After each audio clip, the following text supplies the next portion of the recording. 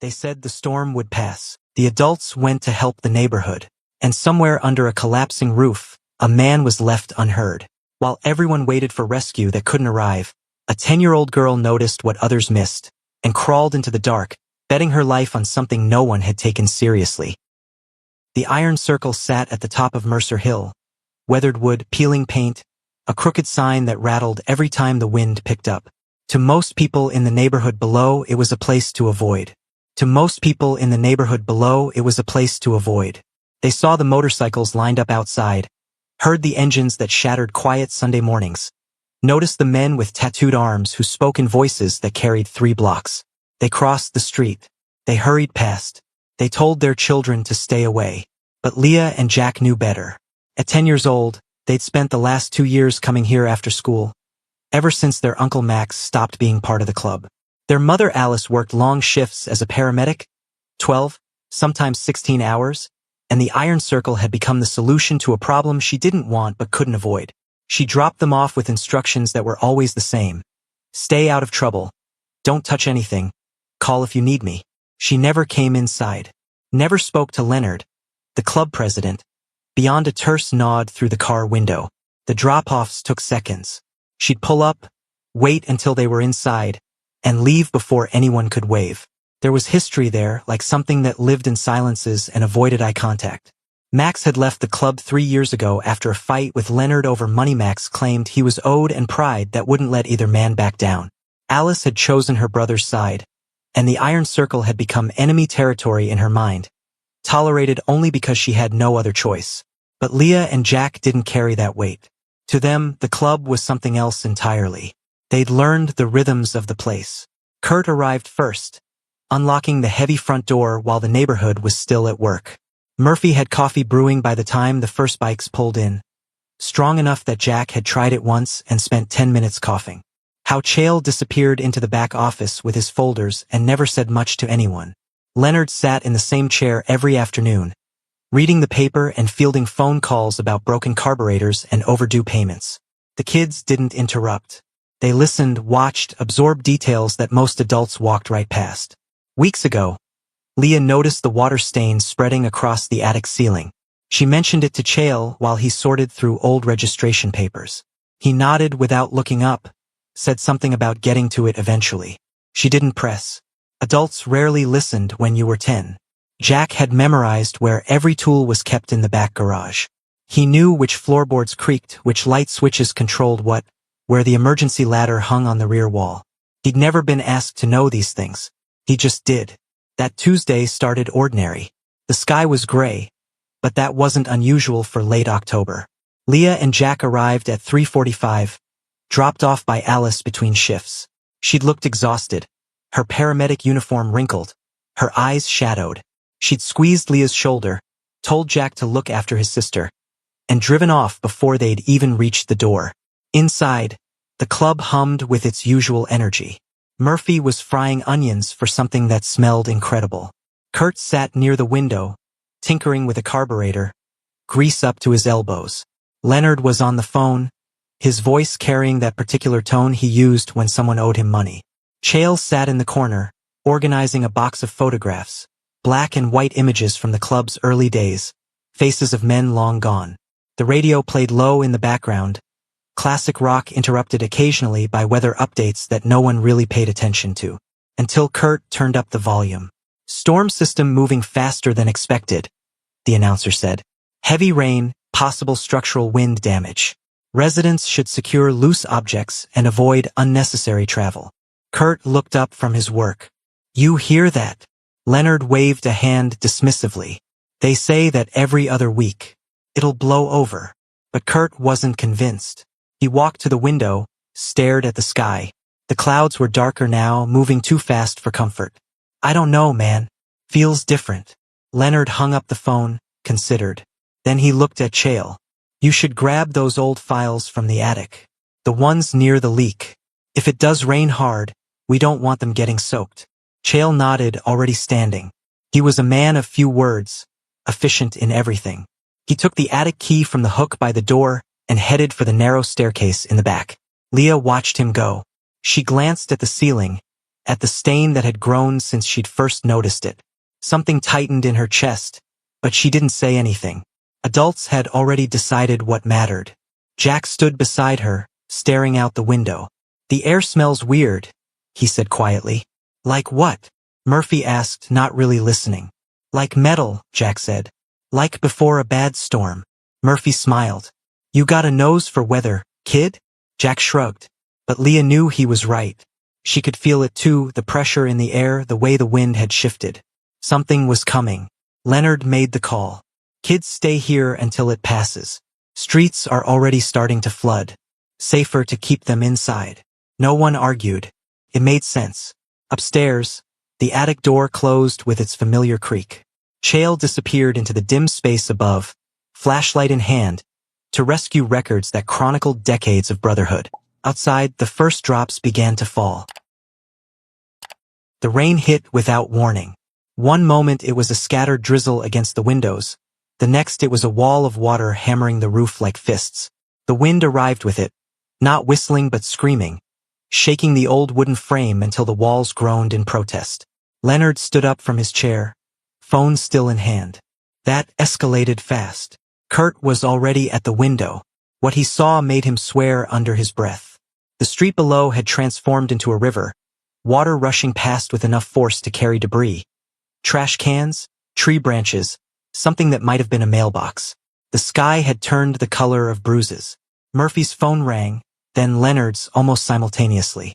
Mrs. Collins's house was flooding. Randolph had a tree through his fence. Power lines were down on Maple. The calls kept coming, each one more urgent than the last. The neighborhood was in trouble, and despite years of mutual distrust, people knew the Iron Circle had trucks, tools, and men who didn't hesitate when things got bad. Leonard was already moving. Kurt grabbed the chainsaw. "Murphy, get the first aid kit and extra rope. Faith, you're with me. We're heading to the Collins place." Within minutes, half the club had scattered into the storm. Leather jackets zipped, boots laced, engines roaring as they disappeared into the chaos. Murphy stayed behind, phone pressed to his ear, coordinating from the kitchen. Someone needed to be the center point, directing traffic, keeping track of who went where. Leah and Jack sat on the worn couch in the main hall, the television playing some cartoon neither of them was watching. The power flickered, died, came back, then died for good. The clubhouse went dark except for the gray light struggling through the rain-battered windows. Murphy grabbed a flashlight from the drawer. "You kids okay?" "We're fine," Leah said. Her voice was steady, but her eyes tracked every sound. The wind, the rain, the ominous creaking of the building settling under pressure it wasn't built to withstand. Jack moved closer to his sister.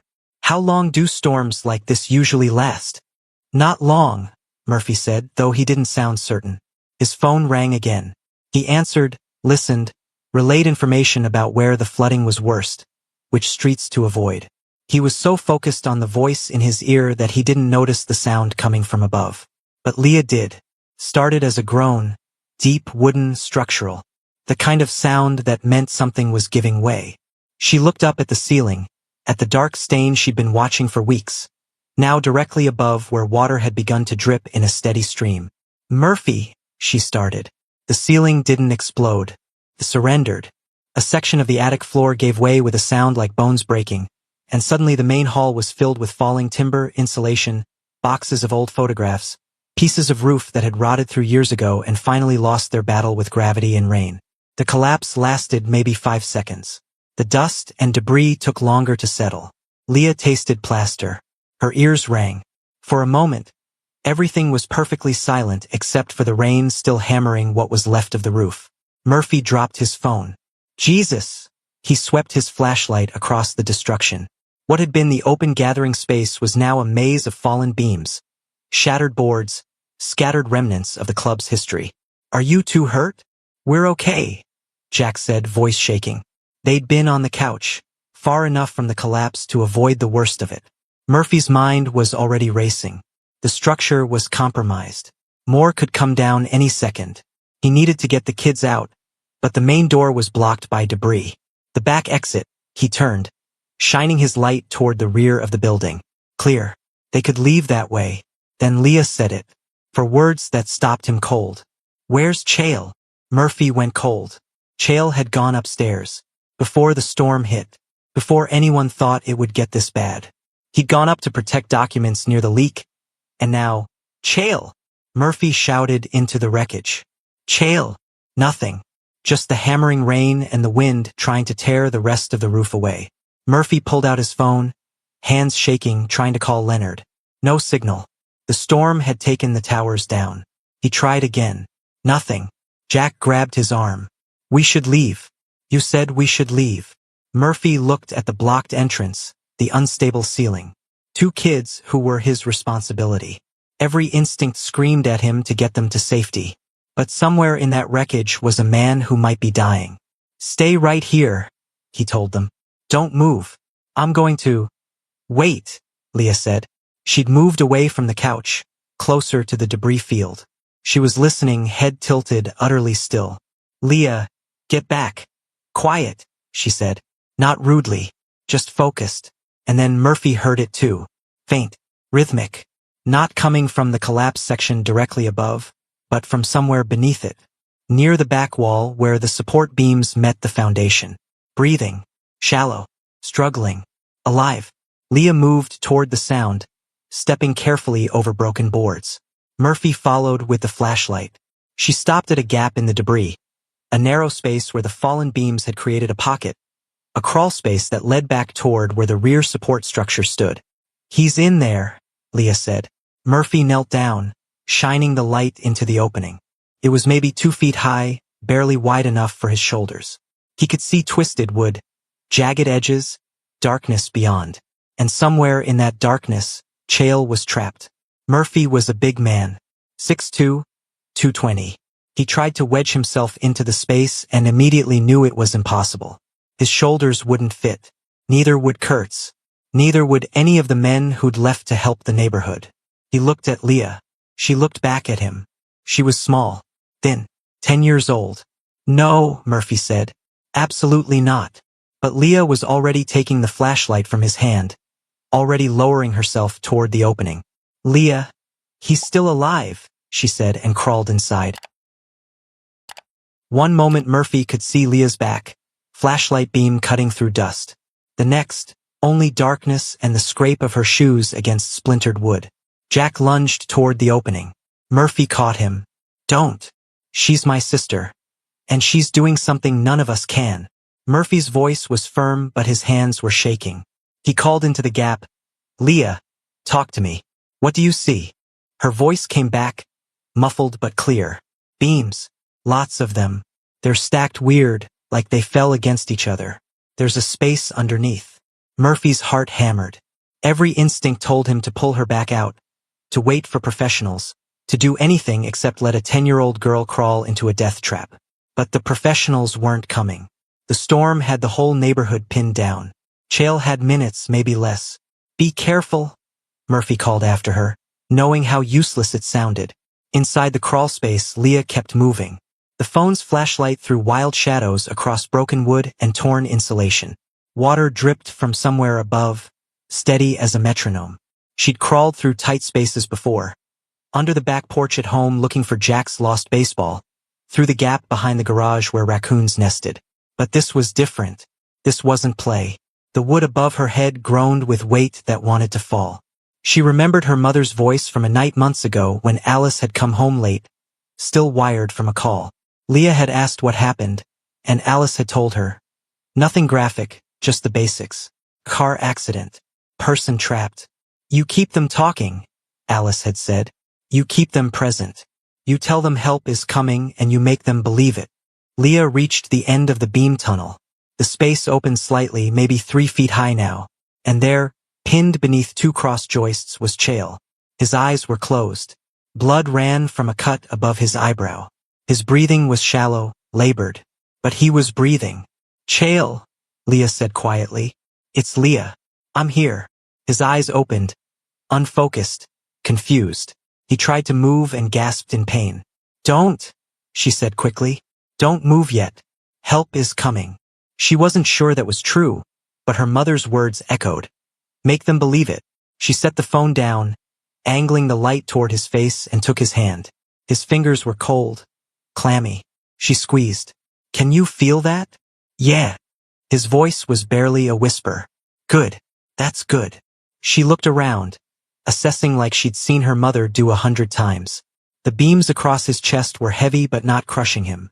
They'd fallen in a way that created just enough space. Moving them wrong could make everything worse. She saw a water bottle that had fallen from somewhere, miraculously unbroken. She grabbed it and held it to his lips after unscrewing the cap. Small sips. He drank, coughed, drank again. You told me about the leak, he said suddenly, the words slurring slightly. 6 weeks ago. You told me. It's okay. I didn't listen. I thought. He stopped, pain crossing his face. I thought you were just a kid. Leah didn't respond to that. She called back toward Murphy. He's conscious. He's pinned, but I don't think anything's crushing him. We need help to lift the beams. Meanwhile, Jack had made a decision. While Murphy was focused on the crawl space, while Leah was inside doing the impossible, Jack ran. Out the back door, into the storm, rain immediately soaking him through. He had his phone. He had his mother's number. And unlike Murphy's phone, his found 1 bar of signal 3 houses down. Alice answered on the second ring. Jack? Where are you? Are you safe? Mom! His voice cracked. Leah's inside. The roof collapsed. She crawled in to help Chael, and I don't know if... Stop. Alice's voice shifted into the tone she used on calls. Calm. Direct. Where exactly are you? The iron circle. Part of the attic fell. Leah's under it. There was half a second of silence. Then, I'm coming. Stay on the line. Alice had been 3 blocks away, helping extract an elderly man from a flooded basement. When she heard her daughter was trapped under a collapsed structure, everything else ceased to matter. She grabbed her kit, shouted to her partner that she had an emergency, and ran for her ambulance. She radioed for fire and rescue, giving them the address she'd sworn she'd never return to. The Iron Circle. Leonard's place. The building where her brother had been humiliated, where pride had killed a friendship.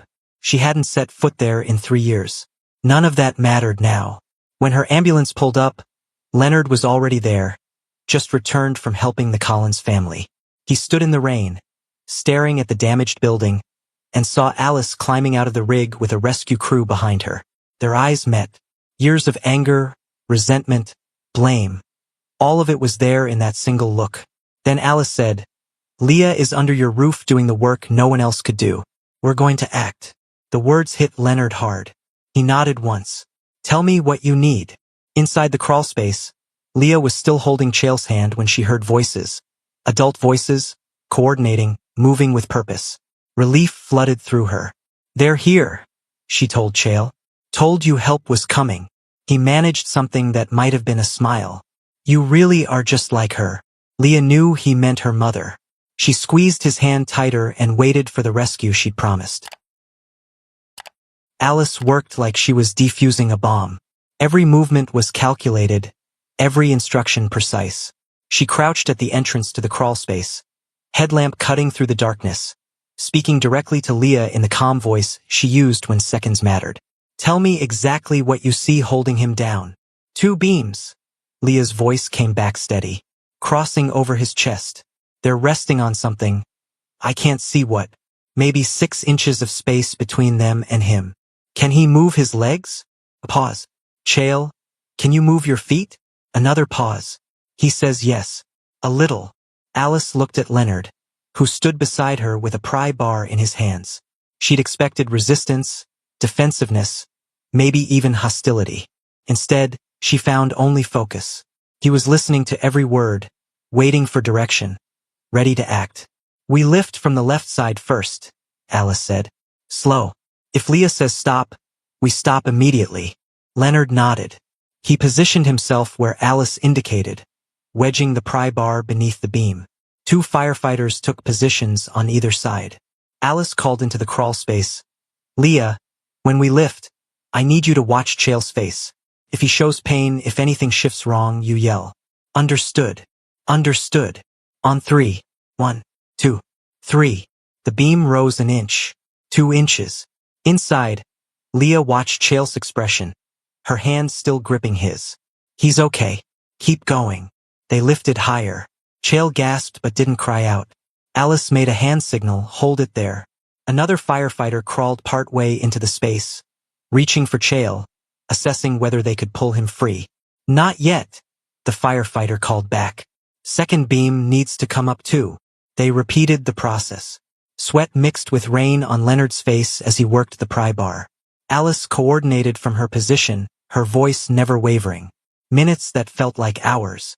Then finally, the firefighter inside said the words everyone needed to hear. We can move him. Leah backed out first, emerging muddy and exhausted into Murphy's waiting arms. Jack grabbed her the second she was clear, holding on tight. Then came Chael on a backboard, neck braced, conscious but weak. As they carried him past the opening, his eyes found Leah. Tell them, he said, voice hoarse. Tell them she knew. She knew where I was because she's been paying attention while the rest of us weren't. Alice was already examining him, checking vitals, preparing for transport.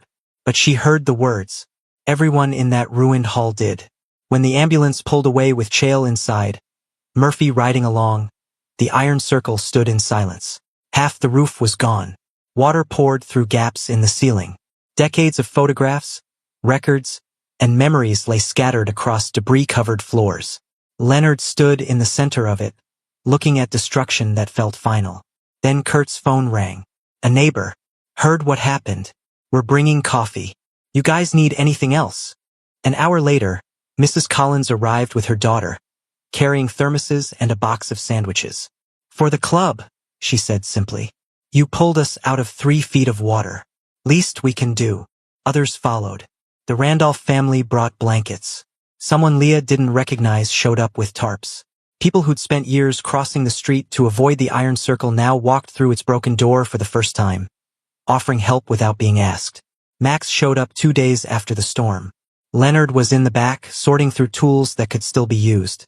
He looked up, saw his old friend standing in the doorway, and felt tension he'd carried for 3 years settle somewhere in his chest. Heard my niece saved Chael's life, Max said. She did. Max looked around at the destruction, at the neighbors working alongside club members to clear debris. Heard you worked with Alice to get him out. We did. Max picked up a shovel. Then Max picked up a shovel. Where do you need me? That was all it took. No apologies. No rehashing old arguments. Just presence. Over the following weeks, the neighborhood transformed the iron circle. Leah watched from the attic window as people she'd never seen before carried lumber up the hill. The Randolph family. Mrs. Collins's daughter. A man in a hardware store uniform who stayed past dark measuring joists. Faith. A member's wife who ran a construction company. Organized volunteer shifts. Kurt drew up plans for proper reinforcement, drainage systems that would handle the next storm, and a community room on the ground floor with space for kids to do homework, play games, be somewhere safe after school. The attic became something else entirely. Instead of a forgotten storage space with leaking corners, it was redesigned as a gallery. Photographs from the club's history on one wall, space for community memories on another. In the center, a framed picture. Leah and Jack, taken the day after the rescue, muddy and exhausted but smiling. Chael recovered slowly. Broken ribs, a concussion, bruising that painted his torso in shades of purple and yellow. But he was alive. When he returned to the club 6 weeks later, the first thing he did was climb the new stairs to the attic. Leah was already there, sitting cross-legged on the floor, helping him catalog and digitize photographs. She'd been coming every day after school, carefully scanning images, organizing files, treating the club's history with the same attention she'd always given it. You're better at this than I ever was, Chael said, lowering himself carefully into a chair. You taught me which ones mattered, Leah replied without looking up. Below them, Jack was helping Kurt run electrical wiring under new floorboards, learning how structures fit together, why certain things needed reinforcement. Murphy was in the kitchen teaching him how to make the coffee nobody could replicate. In the main hall, Alice sat across from Leonard at a table someone had donated. They were discussing the community room, how it would work, what rules made sense. The conversation was easy now. Not friendly exactly, too much history for that, but functional, respectful, real. She's here every day, Leonard said, nodding toward the attic. Doesn't have to be. I know, Alice said. But she wants to be. First time I've seen her passionate about something like this. Leonard smiled. Kids got better instincts than most adults I know. Nobody talked about the storm or Max's old debts, or words spoken in anger years before. Those things had happened, but they'd become smaller somehow. Background noise to something more important. The Iron Circle had learned what Leah and Jack knew all along. Being present mattered more than being loud. Listening counted more than talking. And sometimes the roof had to fall before you could see who'd been holding it up. The rebuild took 4 months. When it was finished, the structure looked different. Stronger, cleaner, open in ways it had never been before. But it felt the same where it counted. Still a place for stories. Still a home for people who needed one. Just with more room for the ones who'd been paying attention. Leah didn't ask if she was old enough, strong, or brave enough. She just did what needed to be done. And in doing so, she showed an entire community what they'd been missing all along, the ones that had been listening. What would you have done in her place? Share your thoughts below. And if this story moved you, don't forget to like, share, and subscribe to embrace the journey for more stories that remind us what courage really looks like. See you in our next video.